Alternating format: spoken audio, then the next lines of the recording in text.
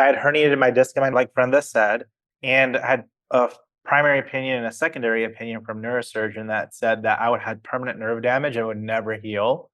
And I had to get surgery to stop it from getting worse. Otherwise, I'd have serious spinal issues.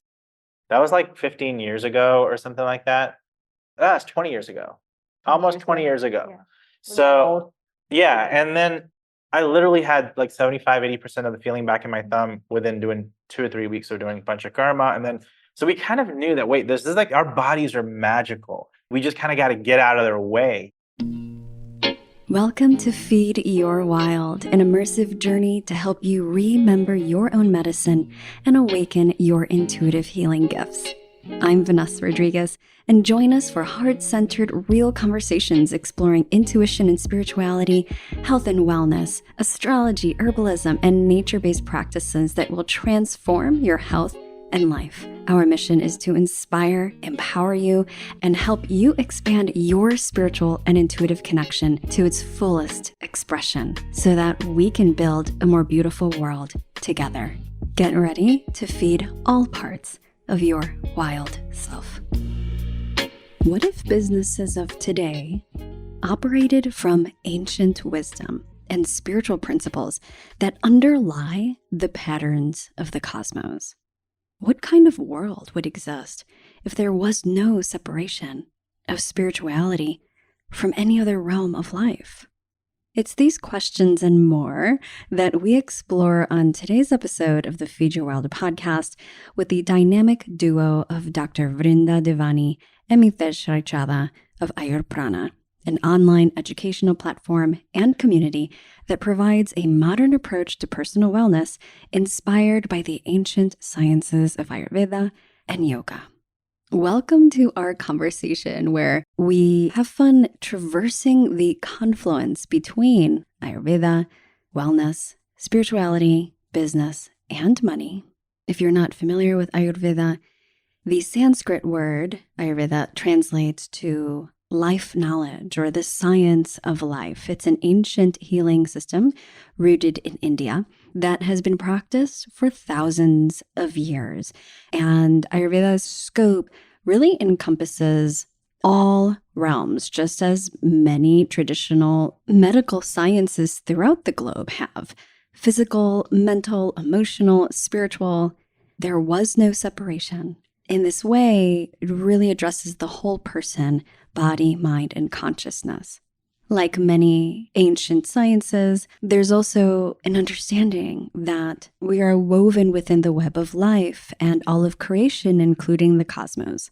And Ayurveda has a beautiful way of bringing these understandings to life and to practice. In my own experience, I have done a lot of self-study in Ayurveda. It has been one of the initial and primary forces that has brought me to where I am today in my path, but especially in my trajectory as it relates to my career as a health coach and holistic clinical nutritionist. Ayurveda to me just made sense. And I feel its resurgence in a big way, and of course, alongside yoga, is a testament to not only the efficacy of these time-tested principles, but also how much the world would benefit from the teachings and understandings of Ayurveda. In this conversation, we traverse the confluence between Ayurveda, wellness, spirituality, business, and money, starting with the fascinating upbringing and personal stories of healing of our two guests, Mitesh and Vrinda.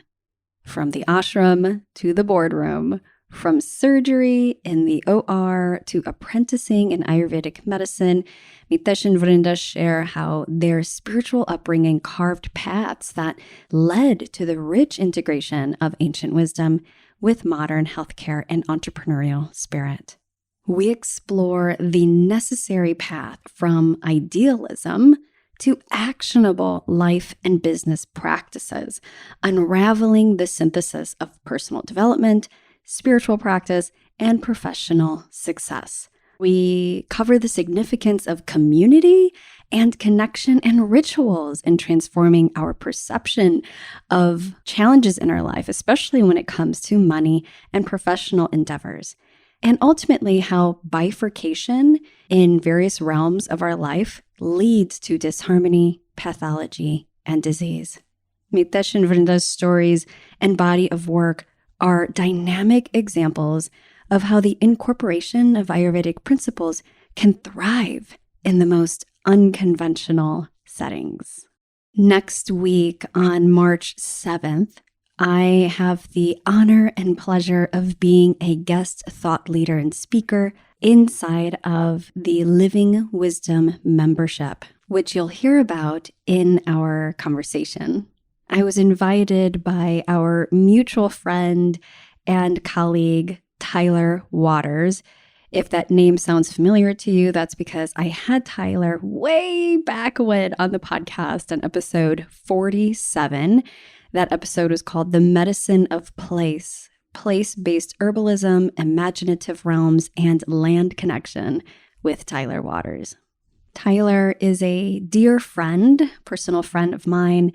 He's a folk herbalist, wildcrafter, naturalist, educator, and mentor with over 2 decades of field experience and 15 years of teaching experience.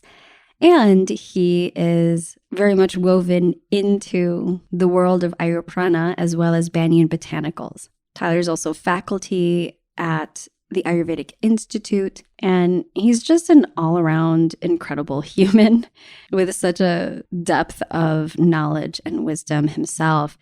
He reached out to me and invited me to teach a class inside of their beautiful Living Wisdom membership. And each month, there is an exploration of one of the foundational pillars of health and how it is impacted by seasonal changes in nature, nutrition, and climate. And this class in this season is connected to Kapha season. And the topic is the power of nourishment.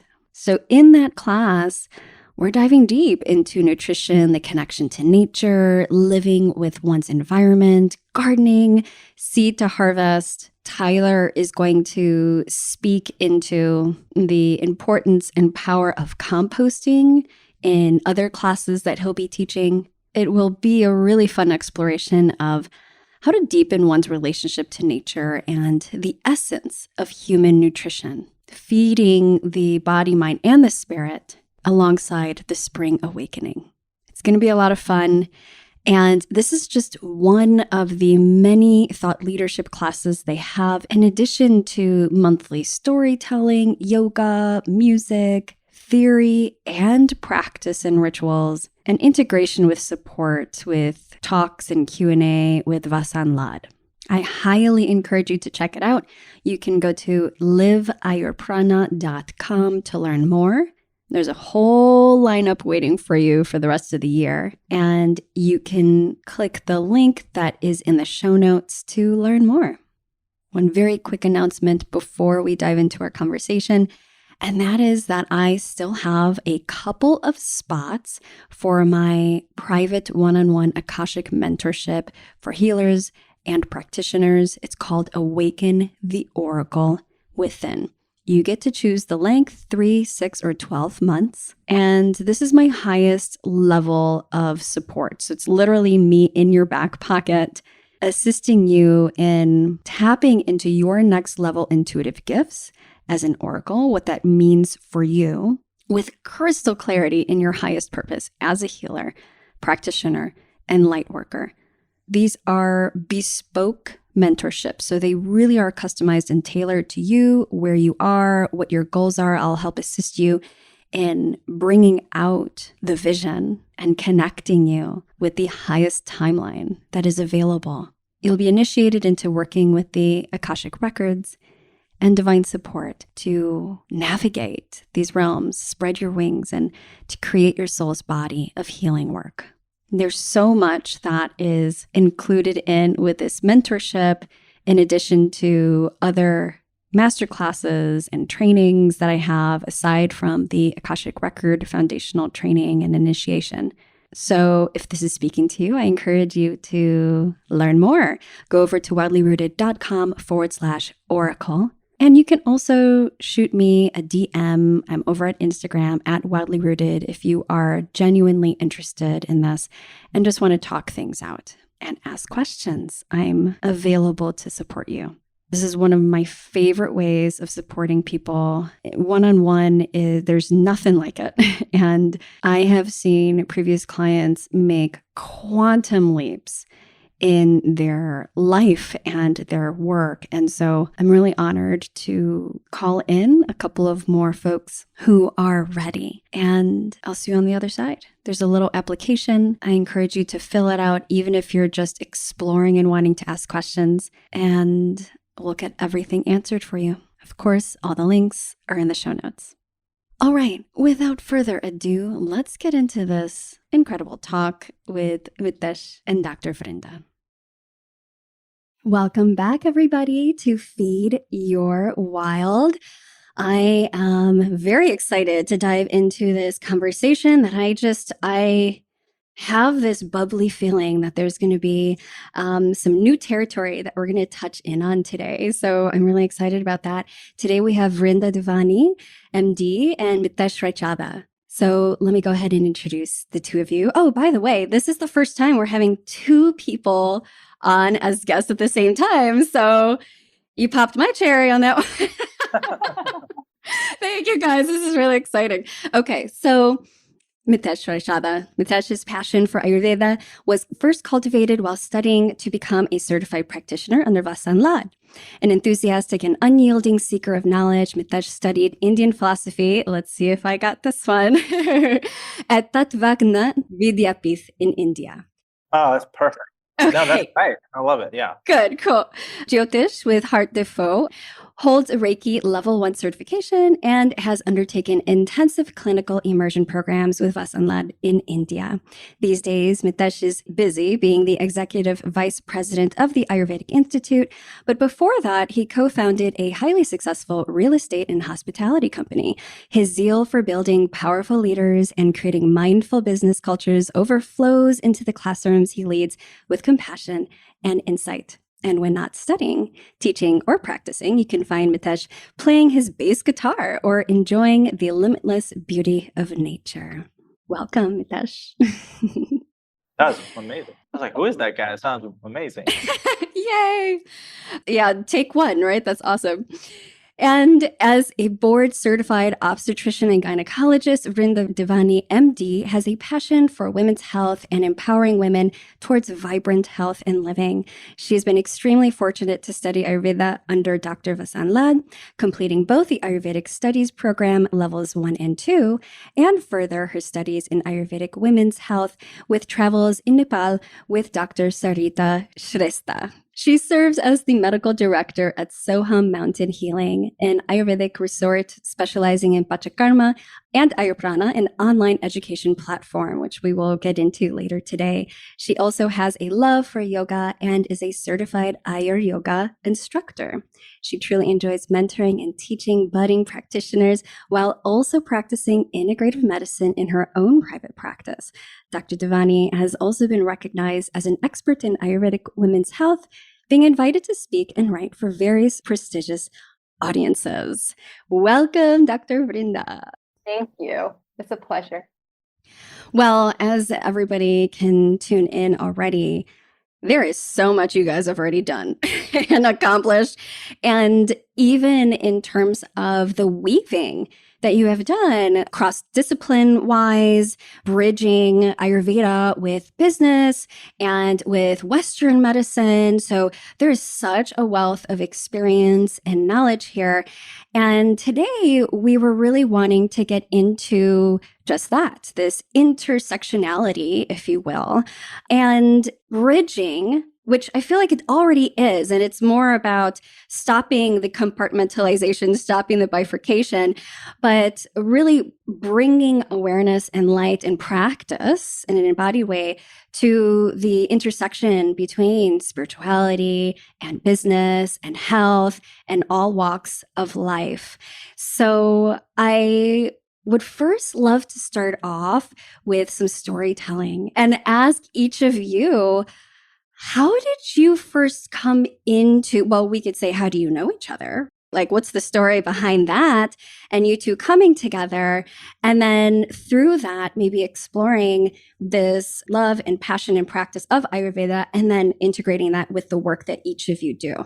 All right. Well, I've known Brenda since she's a baby, believe it or not. So, Wow. yeah, since she was just like a little baby. And we grew up in the same community in Richmond, Virginia.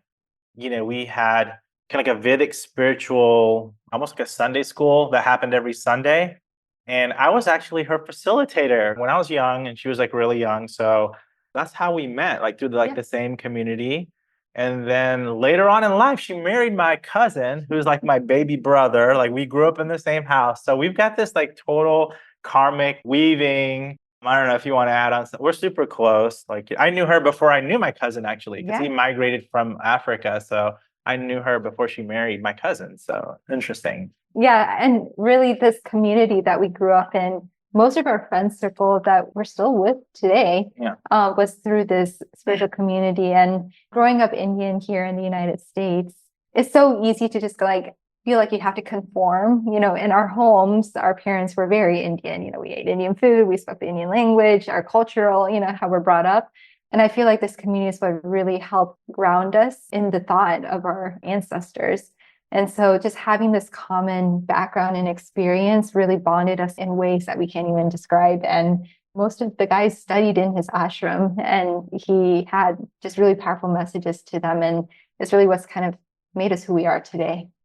Yeah, that same spiritual teacher, really, there's one thing that stood out for me when I was young. And the main message was that you have infinite potential within you and you can do anything. And like not to limit yourself. And when you're a young adolescent growing up and you hear that message, there's something that if you keep hearing it over and over and over again, at some point, there's a little voice inside of you that says, wait, maybe I am limitless. Like maybe I can do anything in the world. And so most amazing, like non kind of dogmatic, kind of like a radical spiritual teacher, in that being a youth and kind of feeling that energy was like so empowering. And it really actually was probably the bond of many of us that work in AyurPrana. There are a few of us that actually studied in the ashram in India with him for about 2 years. And it was just very like transformative. But when they're like 20. Yeah, when we're 20 years old. It was awesome. It was the best 2 years of my life. It was just absolutely amazing. But that's kind of, I would say, that how we know each other, right? And I think one of the biggest messages that he left with the guys when they're leaving India was just be one. And you could share this story way better than I can, but I feel like that's the message that carried through even in the hospitality company. I mean, I was in training the whole time. So, I was part of the collective, but I wasn't working in the business, but just the way they ran the hospitality company, it wasn't just about running hotels. It was about creating leaders was the motto. And being one, and like showing up to the soccer games of the managers' kids, like it was be one. What creates that separation? Like observe it and move past it and really like own the next person as your own. Yeah, it forged a lot of our identity because, like those Zen masters, they'll ask a question and then you just kind of, your consciousness just swirls and it kind of goes into this space of like, why was that question asked to me? So our teacher, like he may see us after a year or 8 months. And with everybody else, he might be like, hi, how are you? How's the family? With our little clan, he would say, have you become one yet? And we didn't even know how to even answer that question, like we were like, how do you even answer that question? And for years, whenever he saw us, the first thing he would say to us was, have we become one yet? So we endeavored to start our first company through these principles of unity. And so it was really interesting. We didn't really have business degrees or anything like that. So another thing we used to do is we used to go to these camps, and we ran camps for youth for about 7 years. And we started off with 200 kids and 400 kids. And like our college years really went into running these camps. And it culminated about 700 youth from 14 to 18.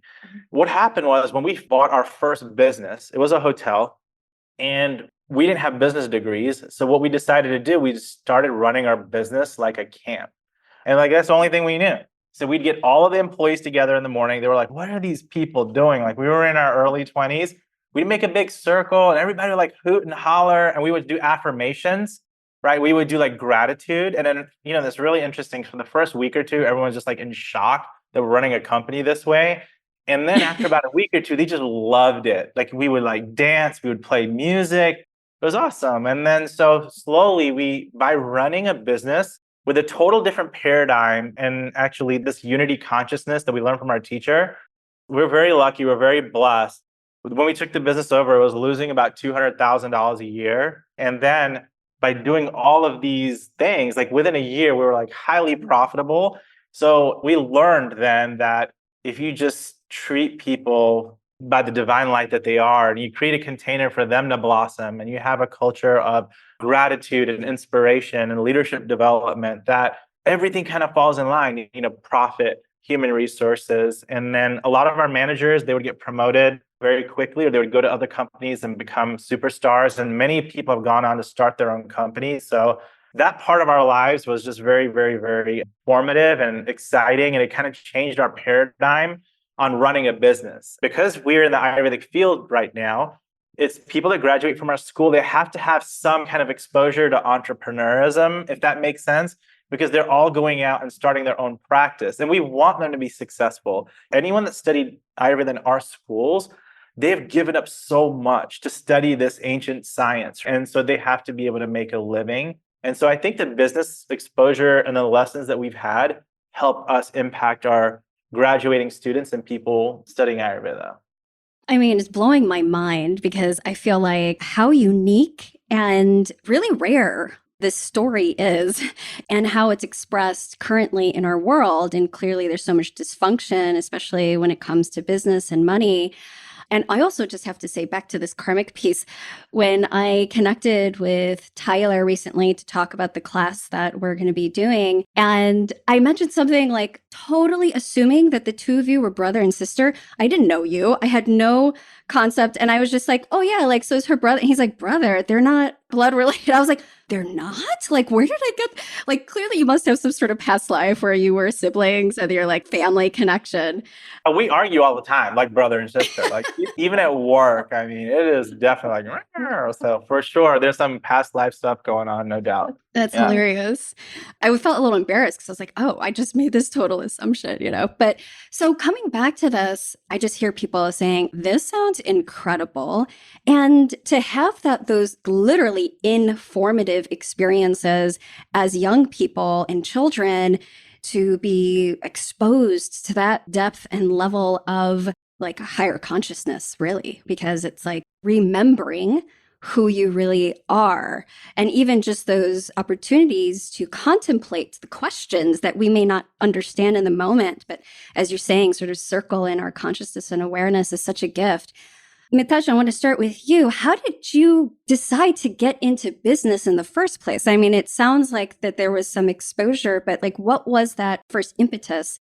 And then obviously it worked out. It's part of like what you're here to do. So how did that happen? So at first I was going to go to med school, and then I got into med school and I figured all of that out, but I decided to take a kind of like a skip year in between. And that's where I went to the ashram and I studied the ashram. And then at the ashram, they're like, education and youth is everything. Like the whole world depends on if you can inspire a youth, if you can have some type of container for them for like self-exploration and for aspiration, then the whole world can really be impacted by that. So I was like, you're 20 years old, you're hearing all of this philosophy. So I told my parents, I'm dropping out of school. I was a philosophy major then. And when I came back from the ashram, I was studying education. So I was this idealist, and I was learning. I had so many credits in college, but no degree. And then I got married and life became very real for me. Like the morning that I woke up after being married, literally I woke up and I kind of had this anxiety that, I'm just studying philosophy. Like I dropped out of school. I was going to be a doctor. Now I'm not going to do that. So I just woke up and my wife is this amazing human being. And I thought, oh my God, like I'm going to have to get a job, and so like literally, it wasn't anything more glamorous than the fact that I just felt like I needed to take care of my family. And then business for me, my mom and dad ran businesses all the time while I was growing up, like different types of businesses. So then I realized, okay, well, let's go into business as opposed to trying to get a job, because I had no real qualifications from a college perspective. I'd taken a bunch of classes. So I guess my beautiful wife, was my impetus to say, oh my gosh, you got to get your act together.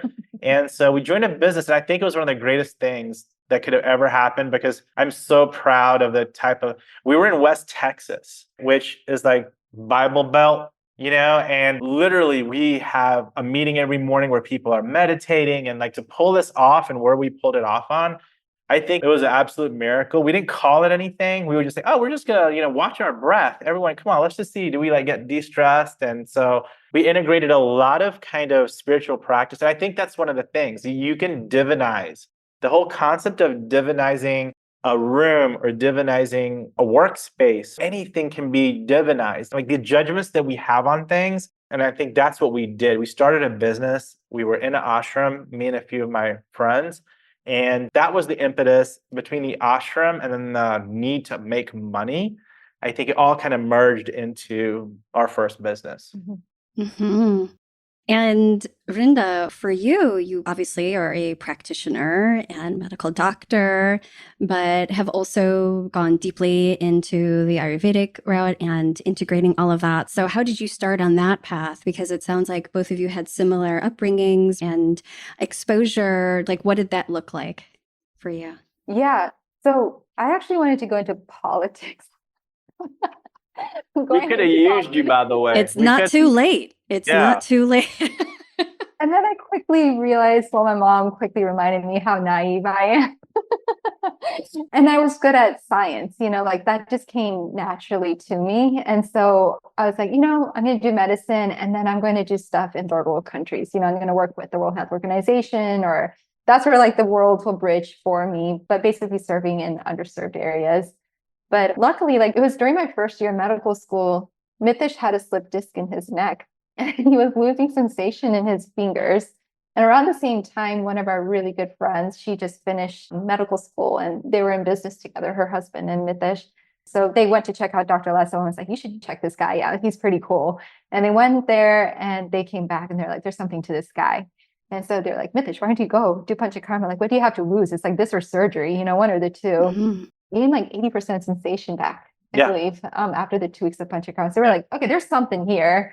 And so all the girls, we went to a seminar and we're like, let's take a year off. They got to have this amazing experience in the ashram. Let's do our own one of those experiments. So we spent a year. I took a year off between my first and second year of medical school. And that really, like to have that perspective so early in the medical training really just shifted and has set my perspective on healing, like how I viewed the world. And so going through medical school, everyone would be like memorizing all the symptoms of rheumatoid arthritis. I'm like, oh, Pitta, and Nama, like I get it. It just made sense to me. And so just that perspective, it just stayed with me through all my training. And then I finished the training after my residency. But it was kind of one of those things, like, I feel like with my career, I have an idea what it'll be like.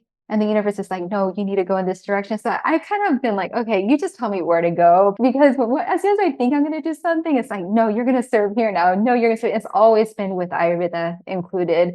If it feels right, it's always been like, and it's not just practicing. It's how do we bring this to the world in a more full form? Like, how do we open people's eyes to the beauty of this? And Ayurveda in the end, it's just a way of looking at the world. Like we incorporate all sorts of stuff. We incorporate like functional medicine and then this and that. And it's just a framework of how to view it all. It's not like we're not purists. Yeah. I don't think it's appropriate for me to brag on you. Maybe you can edit this part out, but like I'm so inspired by Vrinda. Like I love Vrinda. Like she literally is in the operating room one day, and then she's in a boardroom the next day, and then she's teaching in a classroom the next day. And she inspires me so much, and everything that she does with so much like passion and awareness, and she's like, that doesn't sound like the meeting we had an hour ago. But she inspires me so much. Like I love this girl, and for her to hold so much, and she doesn't give any less in the boardroom than she does like if she's at the hospital or if she's teaching a class. And it's just really inspiring. It's more about being a good person and impacting. And I think that's just a great lesson for all of us, is that wherever you walk into, like you can do it with a certain benevolent spiritual demeanor. Yeah, you're awesome. It's our community in the end. We all make each other better here. I really believe that. Well, it kind of comes back to what you're touching on, like our topic today, being all of yourself in every aspect of your life, always. And so, professionally and personally in your community. And yeah, absolutely, that community is required for that, right? Like calling in the help and support. It sounds like, well, clearly Ayurveda is a culmination point, like for the two of you and in coming together and what we're talking about today. How did that happen though? Like, how did the bridging of the two of you and this shared path begin to unfold? Early on, I had herniated my disc in my neck, Brenda said, and I had a primary opinion and a secondary opinion from neurosurgeon that said that I would have permanent nerve damage and would never heal. And I had to get surgery to stop it from getting worse. Otherwise, I'd have serious spinal issues. That was like 15 years ago or something like that. That's 20 years ago. It was about almost 20 years ago. Yeah. And then I literally had 75-80% of the feeling back in my thumb within doing 2 or 3 weeks of doing panchakarma. And then, so we kind of knew that, wait, this is like magical. Our bodies are magical. We just kind of got to get out of their way and we have to nurture them and create a certain environment. So we kind of knew of this. Brenda, and I guess how many did you study Ayurveda with Dr. Ladd? Like 8 of us. There's 8 of our friends that we said, hey, let's just send all of our wives. And then the wives were like, they were like so excited, and they kind of went and they kind of partied it up for like a year, and they studied Ayurveda, like a humble apartment or whatever the case may be. Mm-hmm. That's how we primarily got connected. And then what happened was my spiritual teacher, like when I was in the ashram, had said, divide your life into 4 segments, right? So the first segment, be a learner through and through, like kids go to school or whatever. Second segment, kind of produce for yourself and your community and kind of be a caretaker of your community. The third part of your life, give back from a wisdom perspective. And the fourth part of your life, pack up your bags and just kind of let go of things, like leave the world better. And so what happened was if someone's going to have an average lifespan of 80 years, when I turned 40, I decided to take a sabbatical. And during the sabbatical, I went back to study with Dr. Ladd because I never got to when all of my friends, all the girls went together.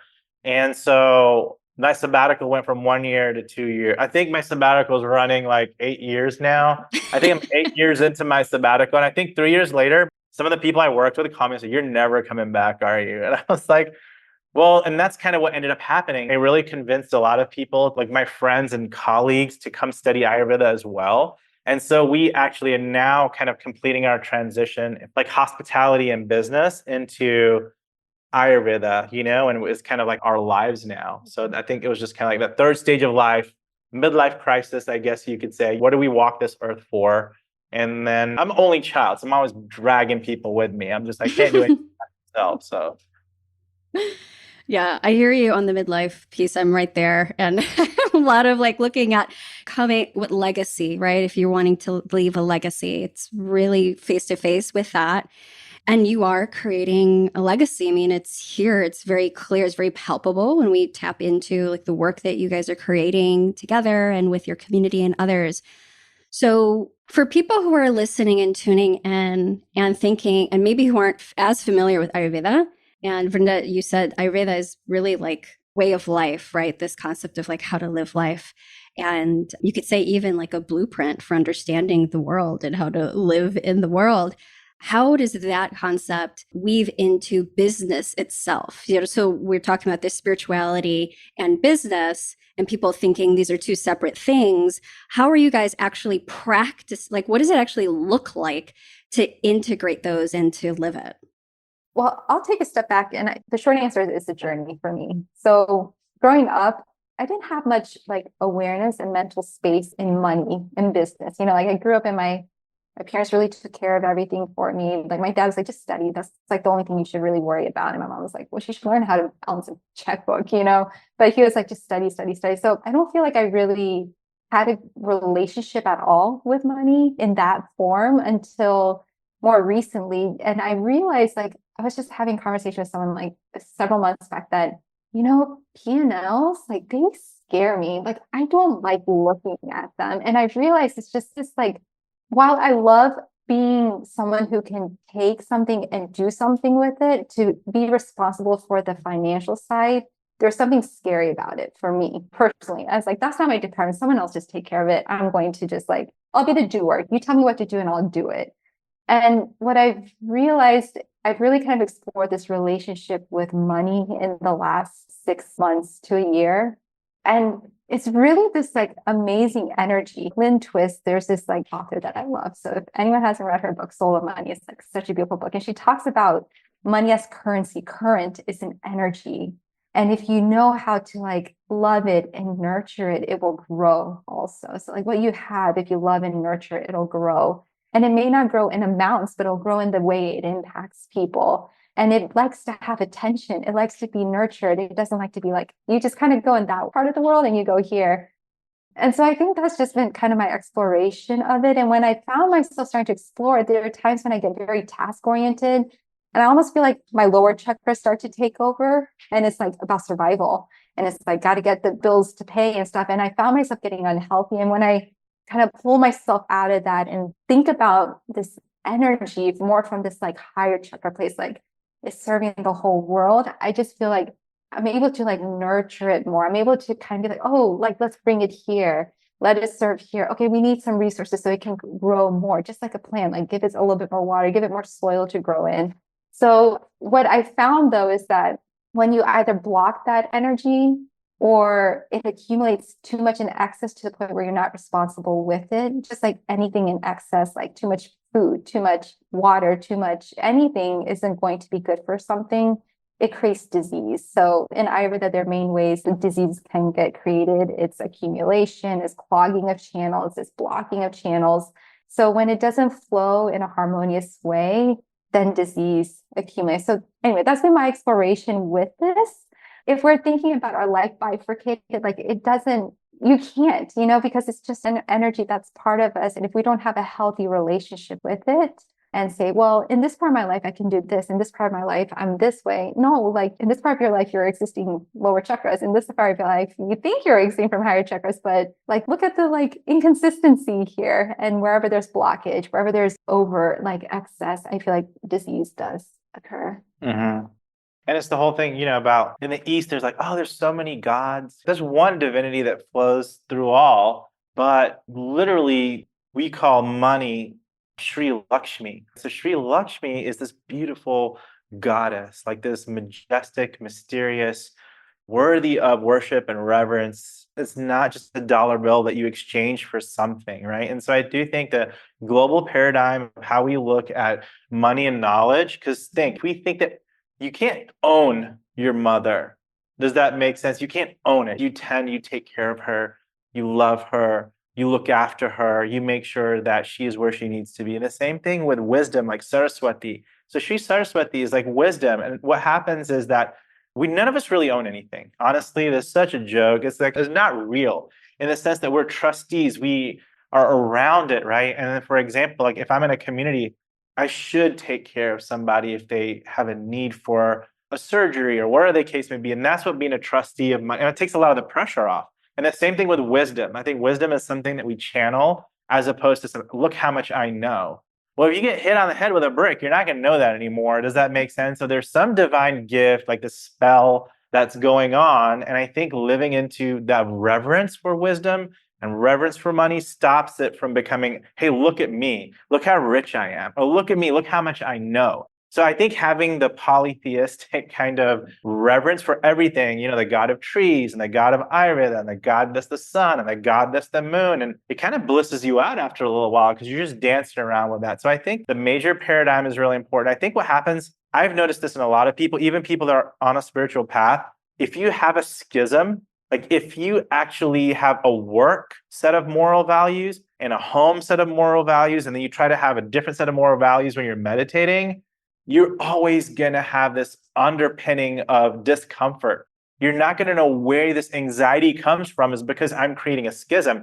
I have to be just as nice to a team member at work as I am when I'm doing seva or service somewhere or that type of thing. So I think those schisms actually stop us from feeling source or feeling the divine and so I think it's so important, actually. Corporations get a really bad rep. If you're good at running a business, go out there and run it.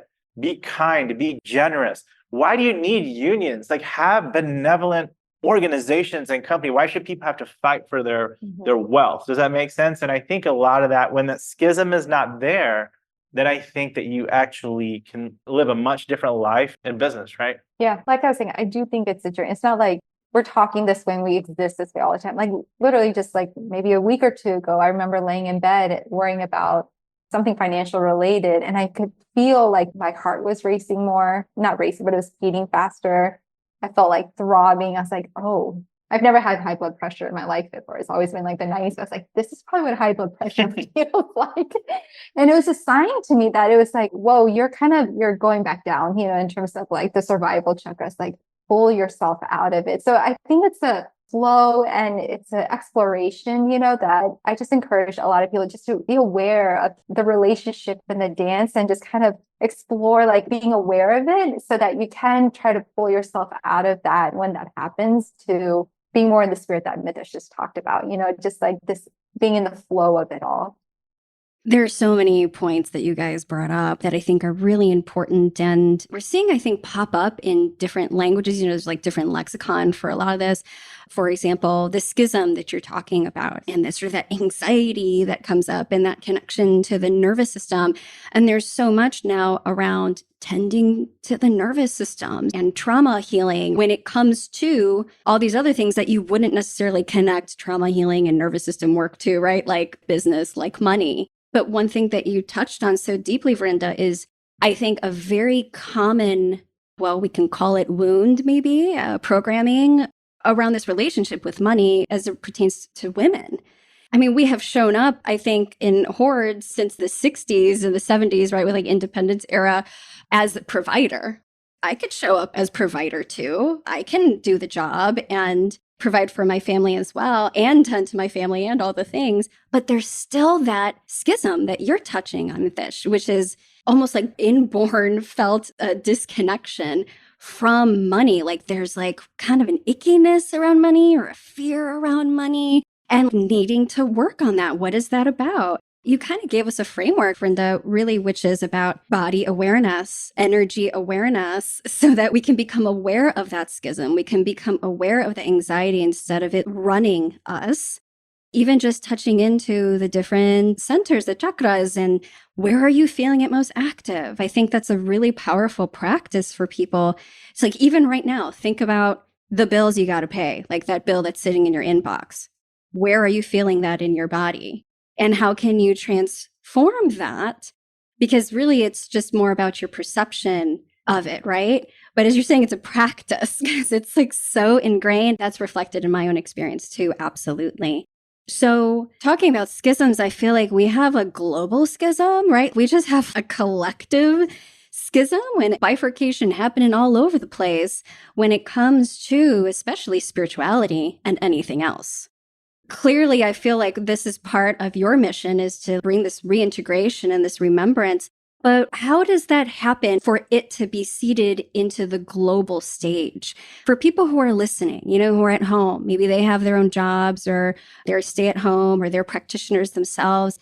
How can they begin to integrate or even think about being a change agent in some way to bridge back those two things? I think the first thing starts with intention, that I want to divinize as many things in my life as possible. And part of that would be my work life. And one of the things, like even the students that come to the Ayurvedic Institute, they really get stressed out.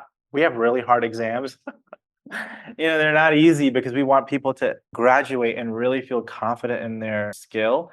So we always tell them that, listen, when you sit down with your book, first of all, bow to that book because it's Saraswati. Put her on the desk, light a deep, and then light incense. And then when you do that, then you with grace open the book. And this might sound like overly simplistic, but honestly, then play some music in the background and then study like a worship. Does that make sense? And today I was studying something. I danced out of standing up desk. I was dancing and doing it. And I think that ritual, bringing two things like ritual into any practice.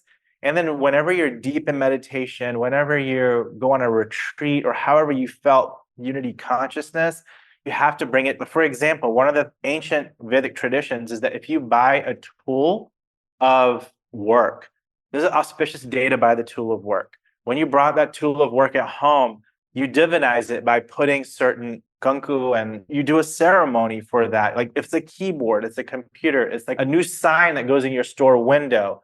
So I think like we are walking amongst sacredness all of the time. And then to honor that sacredness with ritual will change how we do absolutely everything. That's one thing. And the second thing is back to the spiritual teacher that I had. Every human being has limitless potential, like limitless. There's a conference I went to, and then one of the speakers was a motivational speaker and said, how many people in this room think that they're totally underutilized by their boss? Are you being challenged to your full potentiality? Over 90% of the people raised their hand. And I've seen it in organizations is we don't trust people. We feel like we have to manage them. And so, there's obviously many of these things that you can do, but I think ritualizing your space and making it sacred of the divine. And then second, like any business is successful because of humanity.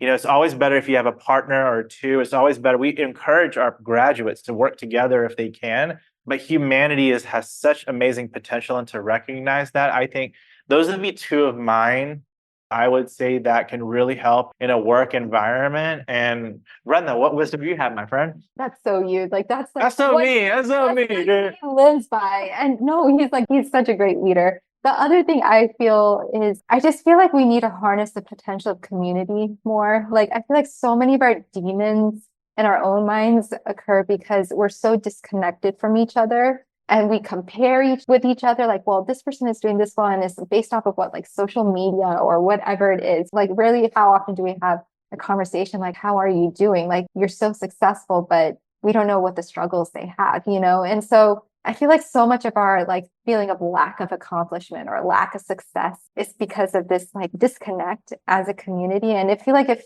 we just connect more, build more communities, create that collective consciousness, in fact, I think that's a huge piece to just the healing of our relationship with wealth in all of its forms. And so it also gives us the power to work together and leverage each other's strengths and build communities together. Like one of the things that I was telling you, Vanessa, before we did this podcast was like, we were just connecting because you're going to be a guest in our Living Wisdom membership. And I was like, what I love about this conversation is like, it's the bridging of our communities. And I think we just need more and more of that. And people will feel like this like sense of support in life. When you become more content with it. You become empowered to succeed in your goals as well. So I just feel like community and connection is something that we need to harness more and work harder at as a society. Yeah, I love it. That's funny. That's all she talks about. Like, it's so hilarious. It's like we're in one of our meetings right now. Because Vrinda's always like, we have to remember community. That's right. You're right. So this is literally how we function. Like she is the leader of that kind of energy, and in our company, across all of our business units. So very appropriate. Very appropriate. I love it. Well, that's where we need more than one person, obviously, right? Like, because each of us, it can only hold really so much and be a channel for some specific things based on our design and karma and all of that. What I'm hearing, some of the standouts, and I want to get into AyurPrana because this relates directly to what you guys are speaking into, is this living energy that's woven through everything. And, Mitesh, when you're talking about Saraswati, the wisdom, when you really bring that pantheon of the gods, the devas, the entities, makes a living being out of something that you are faced with or working with, you have no choice but to build relationship. And ritual cultivates relationship. There's so much about relationship, obviously, with community and cross-pollination, connecting our two communities. So it leads into AyurPrana because I feel like this is kind of the essence of it. I mean, and even your membership, Living Wisdom membership. Can you share a little bit about this with our listeners and how this all culminates? Ever since we've been young, we feel we can create containers for wellness journeys or self-exploration. So AyurPrana, when COVID happened, I think we were anti-online at some point. We're like, no, we want a retreat center. It's got to be physical. You got to have somebody. And then COVID really taught us that however we can be connected, we should be connected, right? And so AyurPrana creates containers for people to discover themselves and to be on a wellness journey. And then we do that through different memberships. So we have one called Living Wisdom, I just love it so much. It's like we have a challenge like every month where someone will be on like a juice fast or a PK, like a cleanse, or we have this nutrition challenge where everyone kind of cleans out their pantry. And we have like a studio here. We have like live cameras. Everybody's like cooking together, 5 to 9 days a month. And then the people that are showing up are just like so enthusiastic. Like we encourage each other, and we have like thought, like yourself, you're going to be a thought leader, like in our community, which we're super excited about because you just seem like awesome. So just to kind of bring people in and have it structured, because the other thing that happened, because we curate wellness journeys, we have like YTTs people can do, which are yoga teacher trainings, or they can come and do a panchakarma or a cleanse in our wellness retreat center that we have. But what happens in any spiritual kind of experience that we have, if we notice, it kind of falls off. So like, let's say or a leadership training or a business training, within a month or two, you're probably only doing half of what you learned. And then a lot of times within 6 months, you might be only doing a quarter of what you learned. And then whenever we talk to our clients, they always say, how do we keep this going? We know it's so good for our health. Our health is improving. So we created this membership. So we wanted to get away from selling just classes and instead creating community. It's been a big shift in our company. Yeah. So Living Wisdom is like, let's be in community. We're going to integrate the classes that you need. We're going to integrate the sessions that you need. And I think that it's just been beautiful. It's been like fantastic. I don't know if you want to add. I'm probably missing a whole bunch of things. It's perfect. Yeah. And the only other thing I'd add is like one thing that we've realized is that learning can't be static. Even a course, the way you approach it in one part of your life will be one way, another part of your life a different way. One part of a year will be one way, another part of a year a different way, because we're constantly changing. Our environment is constantly changing. And to be in harmony with these cycles of life, whether it's a day cycle, a year cycle, a lunar cycle, our year cycle, all these cosmic cycles, that's really like the root of Ayurveda or any holistic living tradition. Like really, like every holistic living tradition honors the cycles of the cosmos. And so this education, I didn't feel satisfied having a course that was taught the same way, no matter what time of the year. So to be able to take a concept and be like, okay, at this time of the year, at this time of the lunar cycle, this is how we apply it. So it's like this living, breathing way of existing is really the intention behind the membership. Like make the knowledge living and breathing. Yeah. So we had a meeting yesterday where we're talking about the full moon. We had a whole meeting on how do we celebrate the full moon? And before we've been doing like meditations, and then everyone's like, no, we want to party on the full moon. Like we need ceremony, we need song. And we're like, let's do it. So I think that, or when it's like the solstice. And I think that is a beautiful part of connecting with nature, is like honoring the full moon. A lot of the people in our membership, we say, make your ghee on your full moon, dance on the full moon, like honor the solstices. And so I think it's been a really fun ride in getting people to join Living Wisdom. And we learn from everyone that joins, and we try to create experiences that kind of connect people to the cycles and nature. And then the most important thing is we want to reduce suffering. And I think that if you are in the ebbs and flow of sunrise and sunset, you understand that there are seasons and seasonality, and your body needs certain things at different times of the year. I think that does reduce suffering, and it does give people like clearness of mind. So I think selfishly, we learn so much by being part of it. But yeah. And from people like you, like every month we have people like Vanessa joining. How do you get smart, exciting, inspiring people, and we just have excuses to talk to them? It's like well, that's the whole reason why I started my podcast, right? And one of the biggest reasons is I get to connect with humans like you and to be inspired and cross-pollinate and share your teachings and wisdom. You also launched a platform just recently this year. Do you want to touch on that a little bit? Brother, you go first. Oh gosh, you forgot that. So the Living Wisdom lives in this called AyurPrana Plus. And this app is really all about like telling timeless practices and stories that of people who have just like lived something so unique. We just want people to hear about it. And it's people you've heard about and people you haven't heard about. Like Jeremy, the person who does so much of our filming and directs a lot of this, he finds like the most amazing people. So I feel like you have all been describing it as the spiritual Netflix. So if you were to kind of take this idea of entertainment with a purpose, entertainment with inspiration, entertainment to just kind of unlock something different in you, that's really the intention. Just having a place where there are no agendas, there's no like censoring, there's none of that. It's just like, here it is. Like whoever wants to share something, like we want to hear it and we want to share it with the world. Yeah, there's beautiful stories on there, and all of them are very touching. And they're from different cultures and different, like, none of it's not just from the East. Like, we have like a wood carver that's been in the Appalachian Mountains, and no one knows him. Like, we just met the gentleman, but he seems so spiritual in his 80s, and he's just this amazing human being with all this wisdom. We have a story about a gentleman who's a musician who he's doing end of life care, and he would record their heartbeat, and then he would find their favorite song, and then they would create a song together with their heartbeat, and it'd be something that that person would leave behind to their families, right? And it's so touching watching people go, like, the celebration of creating this music in your last month or your last and it creates such a graceful, and then you see people like laughing creating this music while they're in hospital beds, while they're getting chemo. We have multiple stories on death, actually, and the celebration of life. And so I'm really glad you touched on this before. I think so much of media separates us. I'm Republican, I'm Democrat, I'm from this country, I'm from that country. And one of the things that we thought we want to put out there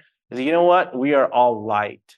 We are all light. We have far more things in common than we have that are separate. So one of the things we want to do is tell these inspiring stories that really reflect on these moments in your life where you just go beyond the normal categorizations of what's dividing us. So AyurPrana Plus tells a lot of the stories, like a spiritual Netflix and a spiritual Facebook, not Facebook, Instagram, that kind of got put together. We launched it in January, and it's pretty neat. We just started out. So that's, we love anyone's support.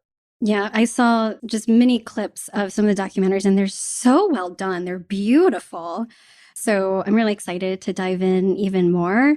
And this is just making me think too. We've talked a lot about this on the podcast. It's a running theme of Aquarian age or themes that come through Aquarius, no matter what your connection to the cosmos or stars. It's very apparent that technology, media, like these are things that are really important in order for systemic change, because you're right. It's programming. There's so much that's out there that is just showing like a fraction of what actually is, and a distorted fraction at that. So I think it's a gift. It's really beautiful. And I'm excited to see how this just blossoms, and explodes. Okay. I want to honor our time. I have so many more questions, but I feel like there's so much wisdom that already came through what you guys just shared. And before we share how people can connect with you, I have one question that I ask everybody who comes on the podcast. And I'd love to hear from each of you. And that's, how are you feeding your wild, or what is feeding your wild, whether it's body, mind, soul, or all of the above? I like this idea. For about a year now, I created a sacred space in my garage. And, it rains here a lot. So I was like, why are you turning it? It's only a 1-car garage. It's like, you're going to get wet going to your car every day. I was like, no, I don't care. I'm turning my garage into a sacred space. So slowly, every few months, I've added something into there, and so I have like an infrared sauna, and I have like a cold plunge, and then I have all this incense and books, and I've got a weight bench and yoga mats. And like, it's just like, it's really kind of been something that gives me insight into myself and the universe. Like, I inspire myself. And one of the things we talk about AyurPrana is consistency over intensity. And then really, like, every day doing something that, feeds my wild. Is that right? Yeah.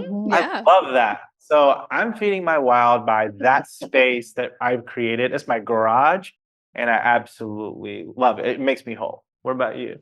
So my daughter, she is wild, and she is awesome wild. And she's like, in so many ways, like opposite of me. Like, I can be so structured, and like, I like things to be a certain way and in a certain control.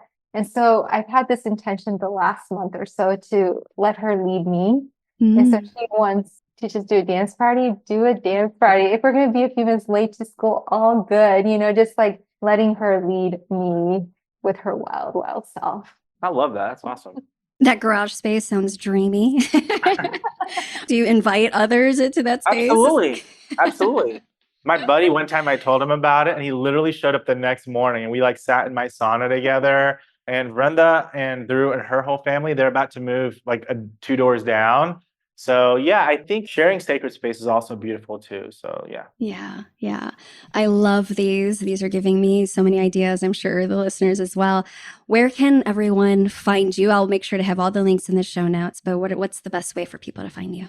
Yeah, so our parent company's website, which is going to be redone soon, is liveayurprana.com. So liveayurprana.com.